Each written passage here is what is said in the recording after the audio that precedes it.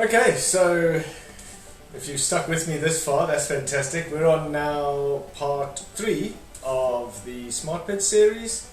We are today going to look at adding a recipe to the system.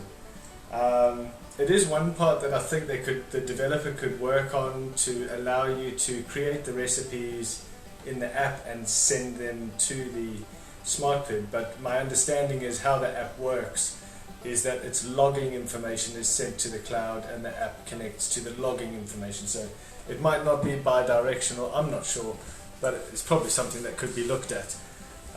So let's have a look. Okay, so let's turn her on.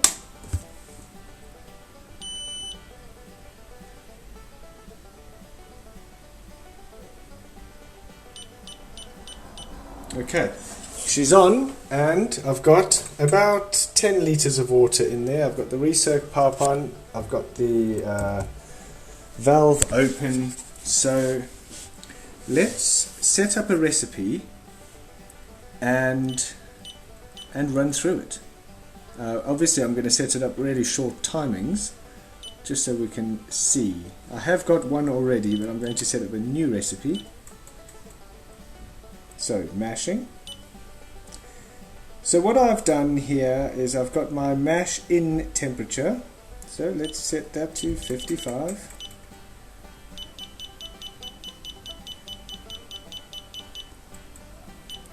Okay, I like to mash it dough in at 55. I don't do the phytase. Now there are all sorts of different protein rests that you can do. If you set it to 0, it won't run. So you got the phytase, you got the glucanase. See, it's set to 0, so that's fine. Protease, this one's going as well.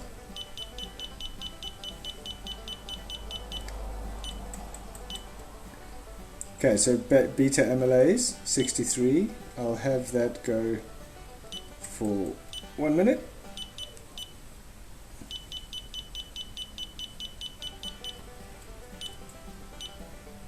And what did I set the first one for? Mash in temp 55. Okay.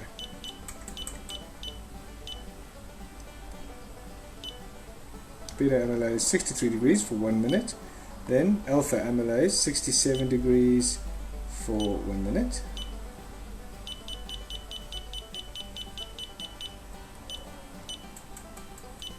Then the second alpha amylase, which is 73 degrees, I will do for 1 minute.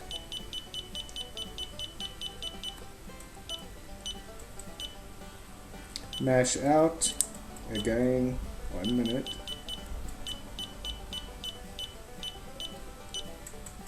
Okay. So then we go back, we go to boil and hop. So the boil time, default is 90 minutes. We'll do 3 minutes.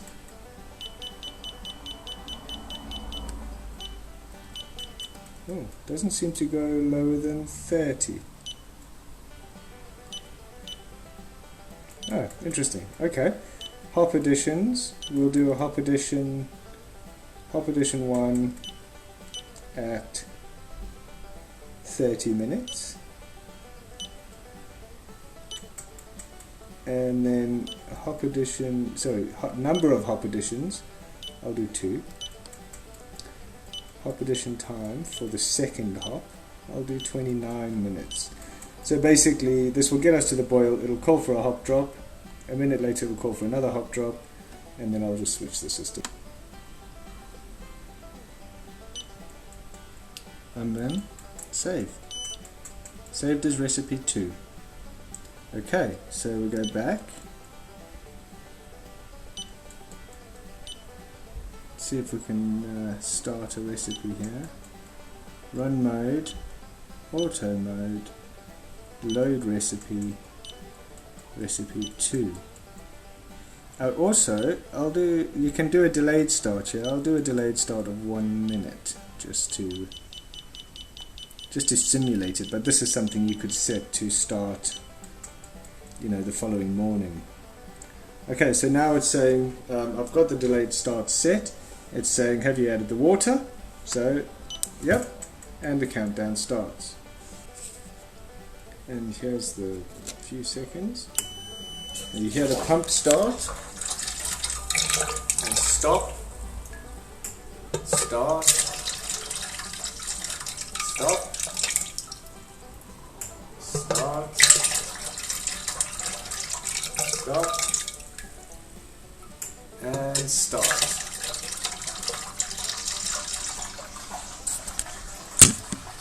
And what that does is it's priming the pump to make sure there's no air blocks, or depending on the type of pump you use, you need to have that. And then we go down here.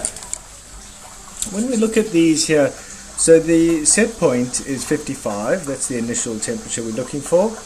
Currently sitting at 22, but with the recirc it's actually going up quite quickly. Here you see the power is set to 100%. This is where when you do the calibration of the system, there's a setting in here to do the auto calibrate. This is where it will work out the amount of power to send to the unit.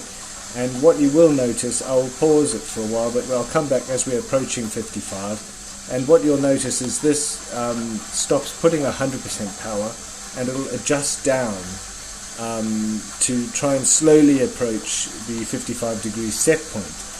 I've found that it usually still overshoots by about 1.5 degrees, but in a mash style environment, or with more than 8 litres of water, I would have thought that it would be a lot less. Okay, so we're approaching temperature. Now we're going to watch this power. You see how the power is going to start dropping now, 99, 93. It's actually reached it a lot faster than it expected. Now I'm going to say, have you added the malt? Yes. Obviously I haven't.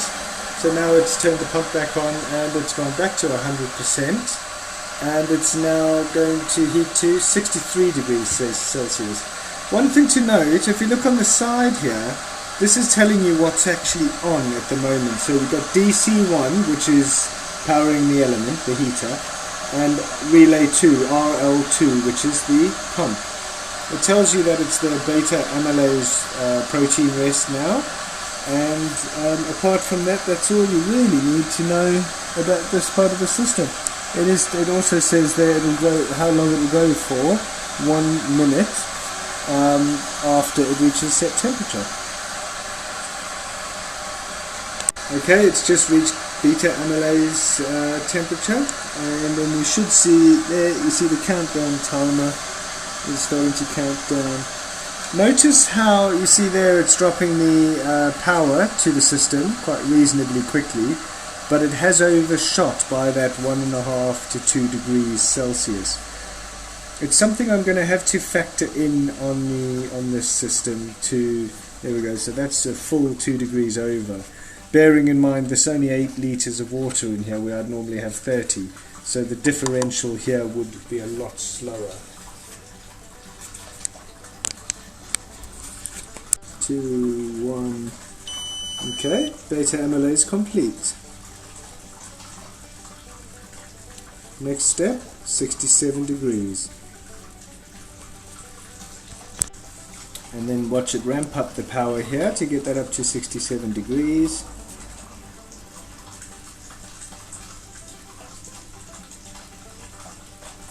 I won't keep watching it, but I just wanted to show you how it's adjusting this automatically to get this to the right temperature. Once that gets to 67, I'll come back. And there it is, it's reached alpha amylase temperature, and it'll count down for 1 minute. Okay, so now we are at set point, we are going for 73 degrees. Okay, alpha amylase 2 temperature reached. So we'll sit on that for a minute. Okay, amylase 2 complete. So now we're going to mash out.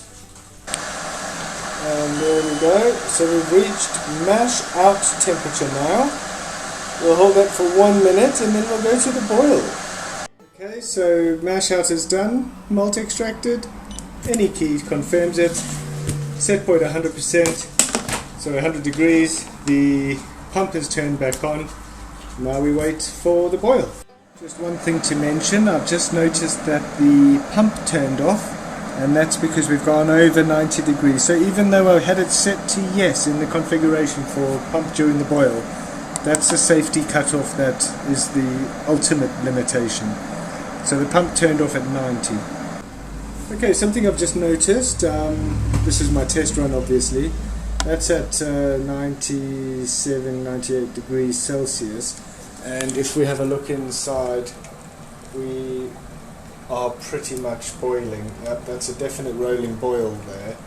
So I'm going to have to adjust boiling point. I don't know if it's our altitude or something here, but I'll have to adjust boiling point to 97, I think, or 97.5 in these settings. But that is boiling.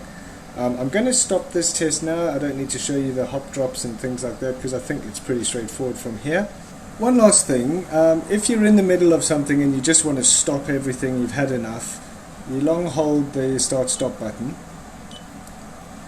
down to stop, stop. That's it now, you're back at your main menu. Okay guys, so that's the pretty much the third part of this series, which is we've fit the SmartPID, we configured the SmartPID, and now we've run through a cycle on the SmartPID, so it's a test recipe basically. I'm going to set up a recipe and I'm actually going to brew on the system tomorrow. I'll dough in at lunchtime and I'll try and video the bits along the way, but tomorrow I'll do at least 3 protein rests and a mash out, so I shouldn't need to be there for any of it. The app should just warn me when it goes between the protein rests. The first time I should need to input, apart from the yes I've added water and malt, would be to acknowledge the malt has been removed, which is something I'll do at the end of my work day. So I hope you guys have enjoyed that. I hope I've made it simple enough and not confused you more. It is, for me, this is quite at the extremes of my knowledge when it comes to electronics, etc. But it's not impossible. Be careful, be safe. This high voltage that you're working with here, there is danger of death. But apart from that, it's been a really great little project for me, and I'm really looking forward to brewing on this system. So take it easy guys and keep on brewing.